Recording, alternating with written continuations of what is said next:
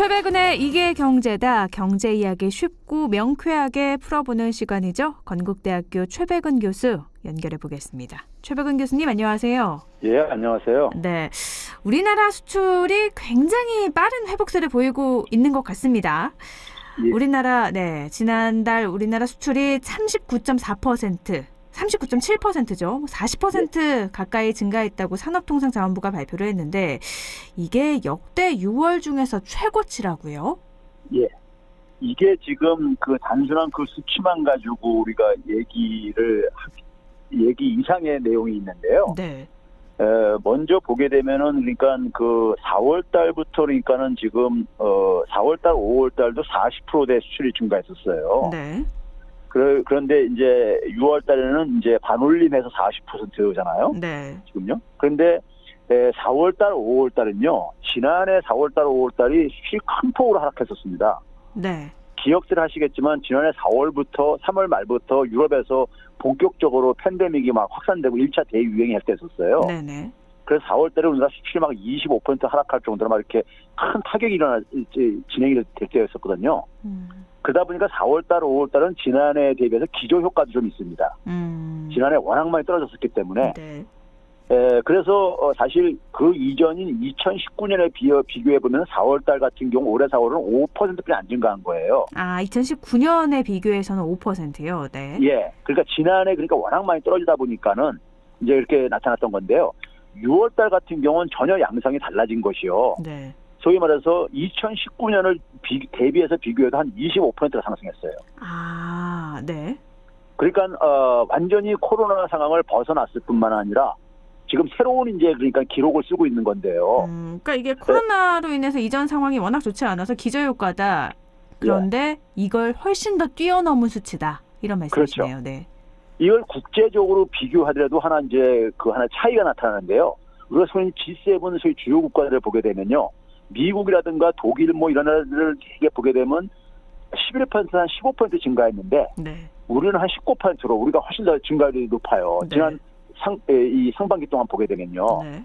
그러니까 우리가 이제 어쨌든 간에 지금 굉장히 주도를 하고 있는 거는 명백한 사실이고요.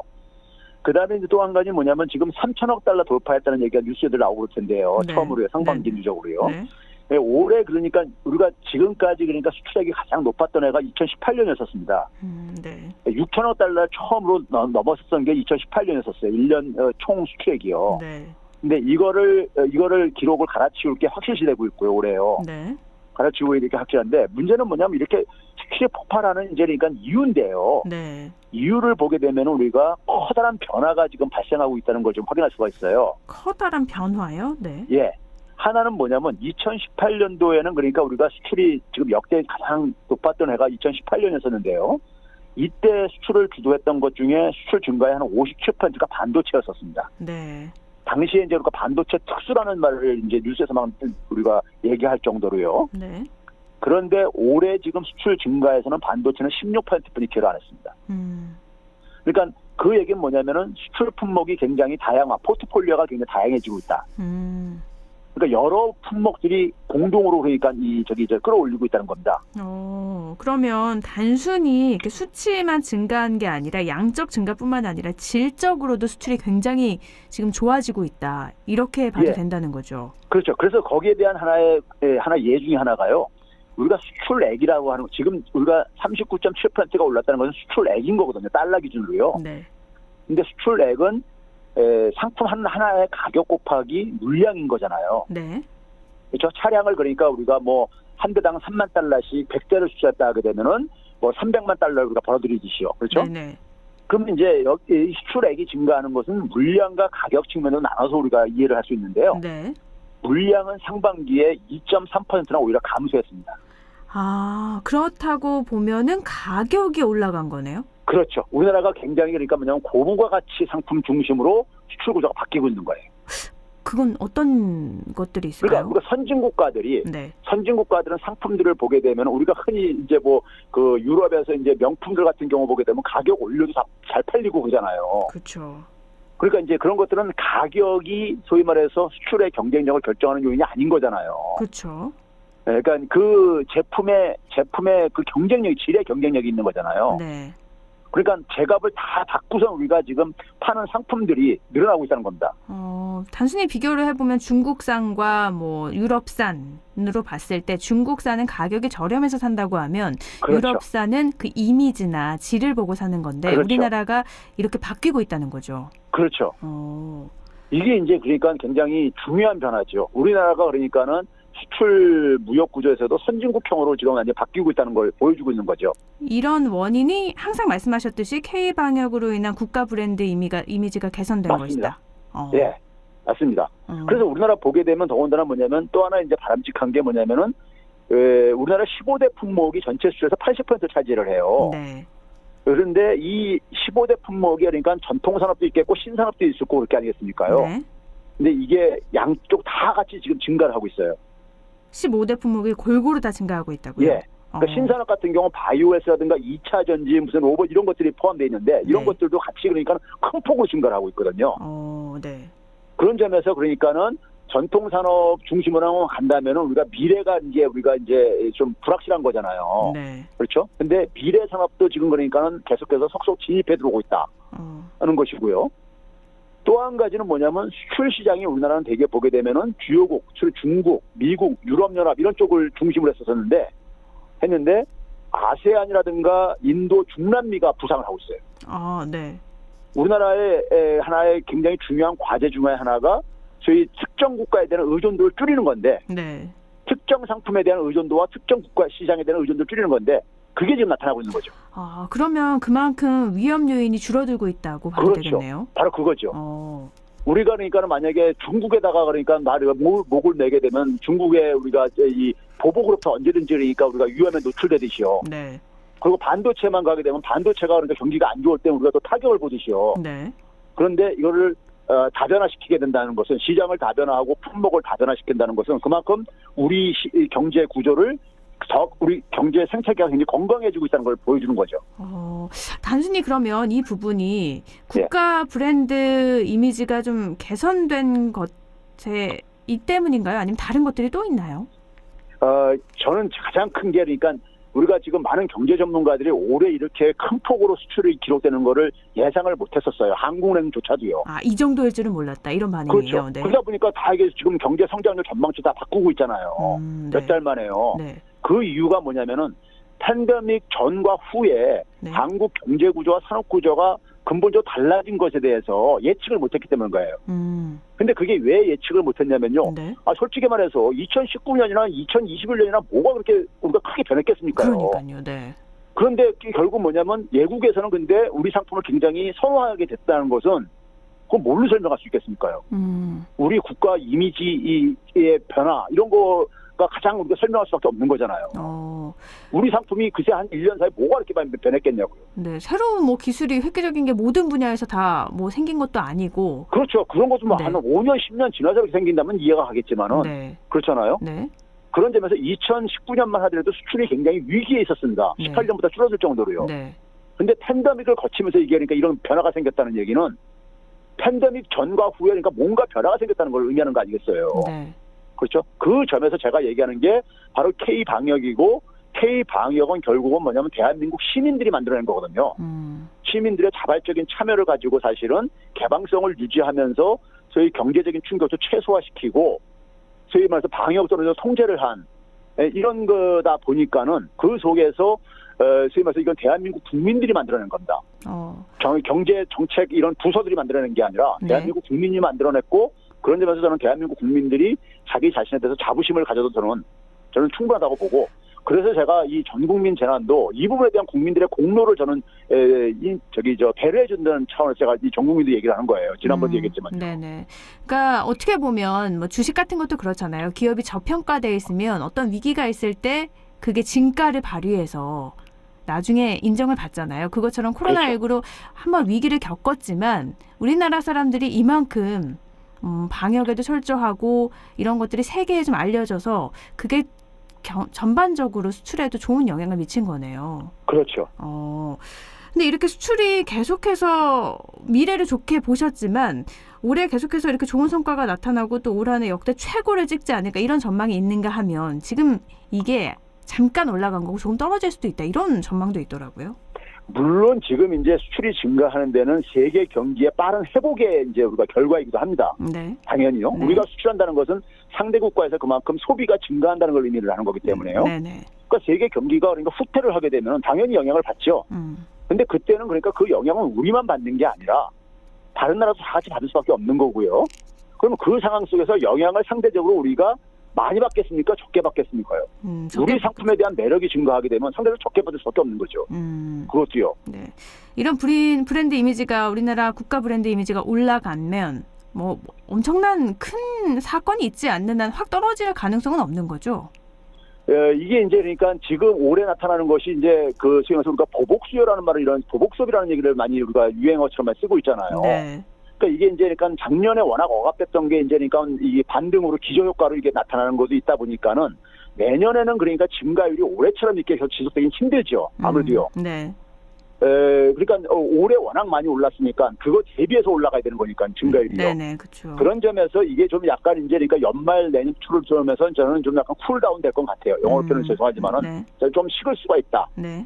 식을 수는 있는데 근데 이 어떤 뭐 새로운 그러니까 또 이제 변수가 등장하면 모르겠지만은 그렇지 않고는 그러니까는 적어도 대한민국은 지금 그러니까 이 지금 위기를 기회로 만들고 있는 건 사실이고 이러한 상황 속에서 소위 말해서 이제 우리한테는 남겨진 과제들이 많잖아요. 네. 이런 것들을 빨리 그러니까 우리는 보완하는 시간을 우리는 좀 확보했다고 좀 생각을 해야 되는 겁니다. 네, 알겠습니다. 뭐 그 과제라고 하면 민생 경제가 아직 회복되지 않았기 때문에 그런 그렇죠. 부분을 회복해야 된다는 말씀이신 것 같고요. 예. 지금 부동산 이야기를 좀 넘어가 보면 도교상 금융위원회 부위원장이 지난 2일에 금리 인상 시기가 본격적으로 다가오고 있다고 하면서 검은 먹구름이 들이오고 있다. 전문가들의 이 경고를 명심해야 된다. 굉장히 강조를 했어요. 예. 이런 말들은 굉장히 불안해지거든요. 예, 그렇죠. 네. 그런데 사실 저는 그 부분에 대해서 약간 그 당국에 대해서 좀 이제 그 아쉬움이 있는 거는요. 네. 그동안에 사실 그러니까 이게 이제 왜 생긴 거냐면은 뭐 여러 가지 요인이 얘기했지만 가장 중요한 요인은 돈이 많이 풀린 거예요. 네. 돈이 많이 풀렸다는 얘기는 돈을 많이 풀릴 수 있는 환경을 금융당국과 통화당국이 제공을 해준 겁니다. 측면이 있는 거예요. 돈이 많이 풀었다는 건 뭐 대출도 많이 나오고 뭐 이랬단 그렇죠. 말인 거죠. 네. 그러니까 초저금리, 네. 지금 역사상 가장 낮은 금리가 지금 진행되고 있잖아요. 여전히요. 네. 그렇죠?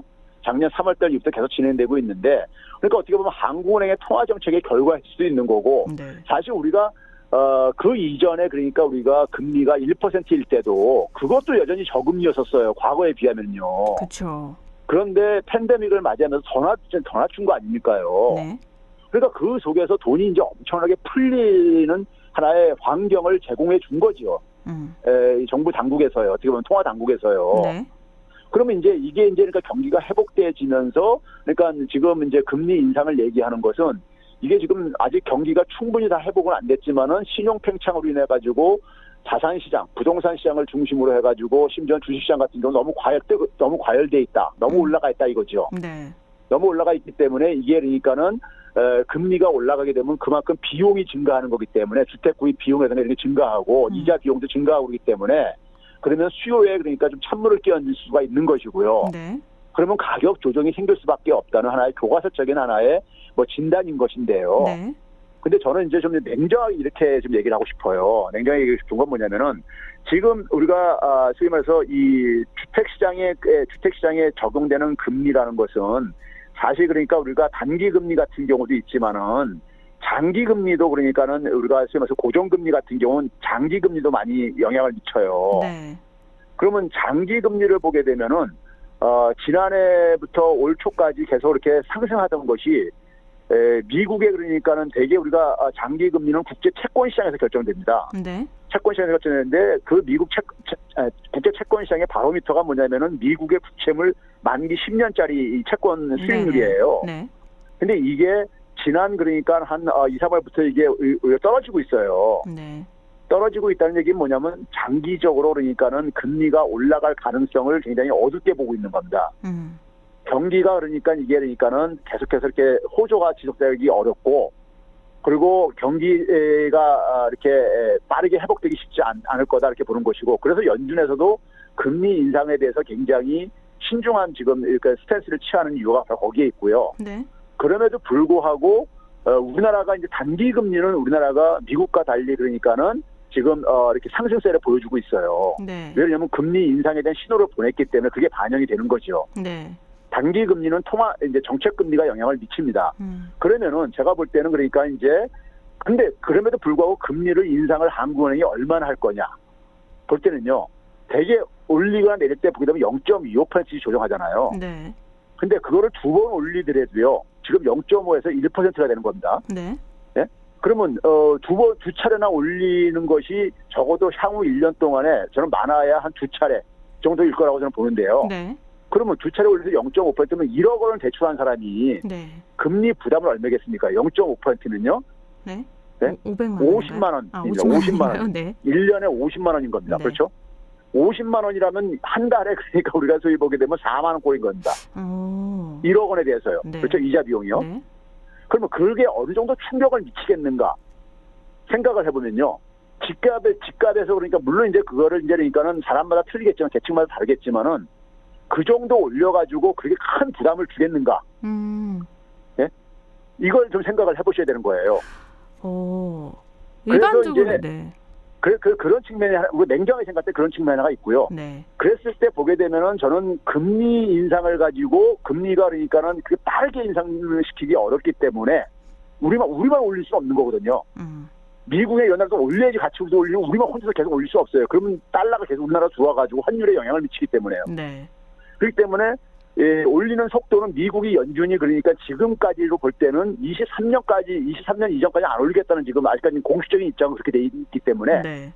돼 있기 때문에 금리 인상 속도가 시장에서 우리가 흔히 얘기하는 것처럼 빠르지기는 당분간 어렵다. 그러면 그 속에서 제가 이제 보는 또 하나 변수는 뭐냐면은 어떤 세계 국제 시장의 어떤 금융적인 충격이요.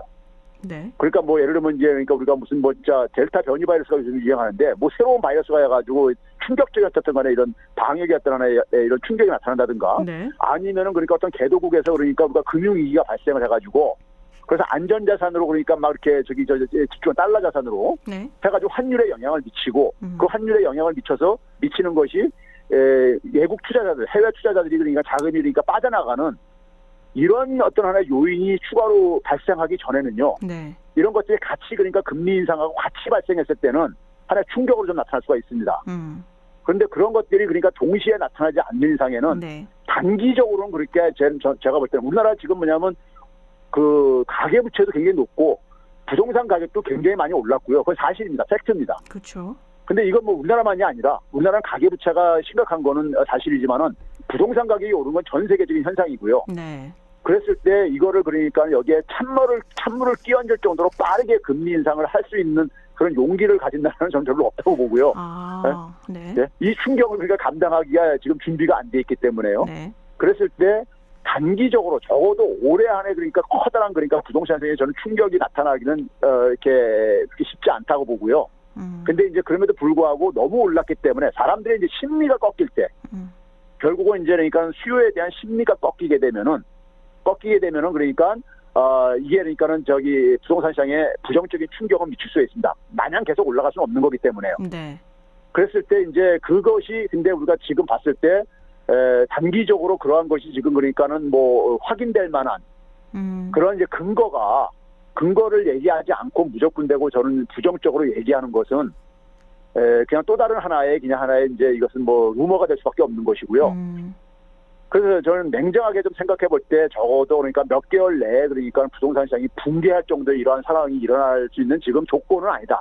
이렇게 보고 있는 겁니다. 지금 말씀을 굉장히 잘해주셨는데 왜 검은 먹구름 들이우고 있다 이 말이 무섭냐면 부동산 가격이 말씀하신 것처럼 많이 올랐잖아요. 그게 그렇죠. 사실인데 금리가 인상하면 수요도 뭐 줄어들 거고 그러면 부동산 가격이 갑자기 급락할 수 있다. 그러면 뭐 2011년 하우스 푸어 깡통 전세 이런 이슈가 다시 등장을 해서 경제 전반에 엄청난 영향을 미칠 게 아닐까 이런 걱정 때문인 건데 당분간에 뭐 단기 금리가 인상이 된다고 하더라도 올해 안에 뭐 한두 차례 인상이 되더라도 그 정도까지의 영향은 미치지 않을 것이다 이런 말씀이신 거네요. 저는 오히려 그러한 경고가 나오는 배경 중에 하나가요. 네. 지금 최근에 지금 여당에서 지금 이제 일종의 그러니까 종부세 조정이 있었잖아요. 그렇죠. 그러니까 이게 소위 말해서 이제 부자 감세 이렇게 이제 일부에서 표현도 하고 그러잖아요. 네. 그러면서 이제 뭐냐면 최근에 우리가 최근 지금 6개월 동안에 지난해 1년치 상승보다 더 많이 올랐다는 이런 지금 뉴스 나오고 있잖아요. 네.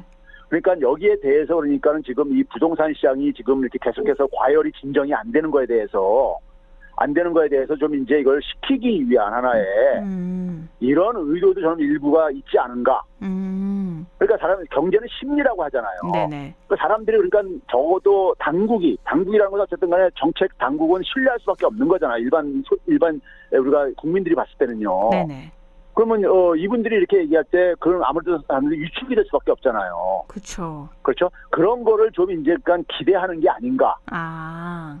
그런데 저는 만약에 그것이 부작용도 있는 게 그것이 만약에 우리가 그대로 나타나지 않고 만약에 현실은 그러니까 계속해서 만약에 상승세가 지속된다고 한다면은 불신감이 정부에 대한 불신감이 더 커져가지고 그 다음부터는 그러니까는 정부의 정책에 대한 신뢰성은 더 그러니까 그될 수가 있죠. 지금 사실 불신이 굉장히 높은 상황이잖아요. 부동산 가격 그렇죠. 잡겠다 했는데 못 잡아서 또 올라가고 그래서 처음에 그 기회를 놓친 사람들은 오히려 벼락부자라는 말이 생길 정도로 부동산에 대한 정부의 신뢰는 바닥을 지금 치고 있는데 이런 부분이 어떻게 보면 잘 작용을 한다면 부동산 가격이 올라가는 걸 잡을 수는 있지만 다시 반대로 생각하면 잡지 못한다면 더 불신을 그렇죠. 초래해서 부동산 가격이 더 요동칠 수도 있는 더 거네요. 악화시켜가지고 나중에 더 큰 폭락을 그러니까 만약에 할 때 더 오르면 올릴수록 나중에 가격 조정은 더 그만큼 커질 수밖에 없는 거예요. 많이 올라가면 올라갈수록요. 그러면 그 책임으로부터 정책 당국은 자유로울 수가 없는 거죠. 그래서 한마디가 굉장히 중요한 거고. 중요한 거죠. 네. 책임을 져야 되는 겁니다. 네. 알겠습니다. 금리에 대해서는 그러면 아직은 교수님 말씀에 따르면 그렇게까지 걱정할 단계는 아니다. 저는 올 연말까지는 길게 봐더라도 연말까지는 그러니까 그러한 지금 확실한 조짐은 그것이 커다란 충격을 줄 만한 물론 금리 인상으로 이제 그러니까 0.25로 올릴 때 시장이 좀 이제 긴장을 하겠죠, 일시적으로요. 근데 우리가 냉정하게 생각해서 0.25 올렸을 때 그 부담이 얼마나 시장에다가 부담을 주겠는가. 이걸 냉정하게 생각해 보자 이거죠. 물론 부담은 있지만 이렇게 그렇죠. 엄청나게 휘청일 정도의 부담은 아니다. 그 0.25%면 1억 원에 대해서 25만 원입니다. 1억 원만 빌린 게 아니실 수도 있어서. 물론 그렇죠. 그러니까 2억 원이면 이제 50만 원인 거고요. 네네. 알겠습니다. 다음 주제로 좀 넘어가 보면 웅쿠타드 UN 무역개발회의에서 지난 금요일에 우리나라 지위를 개발도상국에서 선진국으로 변경을 했어요. 이게 1964년 이래 개도국에서 선진국으로 그룹이 이렇게 지위가 변경된 건 한국이 처음이라고 하는데, 근데 일단 궁금한 건 이 웅쿠타드가 뭐 하는 곳인가요? 이 웅쿠타드는 그러니까 유엔 산하의 기구입니다. 유엔 산하의 이제 소위 말해서 우리말로는 그러니까 이제 그 유엔 이제 무역개발회의라고 이거를 얘기를 하고 그러는데요. 그런데 이제 이 유엔 산하의 합법적인 그러니까 하나의 제도인 거예요. 제도인데 우리가 유엔이라는 것이 전 세계 국가들이 다 대부분이 회원 국가인데잖아요. 유일하게요. 근데 이 유엔에는 그러니까 과거 기준으로 하게 되면 소련 같은 사회주의권도 있고 미국을 중심으로 한 자유주의 국가들도 여기 같이 다 모여 있는 데란 말이에요. 그렇죠? 근데 여기에서 기본적으로 이 소위 말해서 저희 가난한 나라들 개도국이라고 우리가 흔히 지칭하는 개도국들이 대부분을 차지하고 있거든요, 사실은요. 여기 이제 그러니까 회원 국가가 195개 국가인데 여기 그러니까 대부분은 사실 그러니까 개도 국가들, 빈곤한 국가들이 대부분을 구성하고 있는데 거기에 우리나라도 포함이 됐었고요. 그렇죠. 그런데 이제 이 유엔이라는 것이 기본적으로 경제적인 측면에서 보게 되면은 세계 질서는 미국이 주도를 하는 거란 말이에요.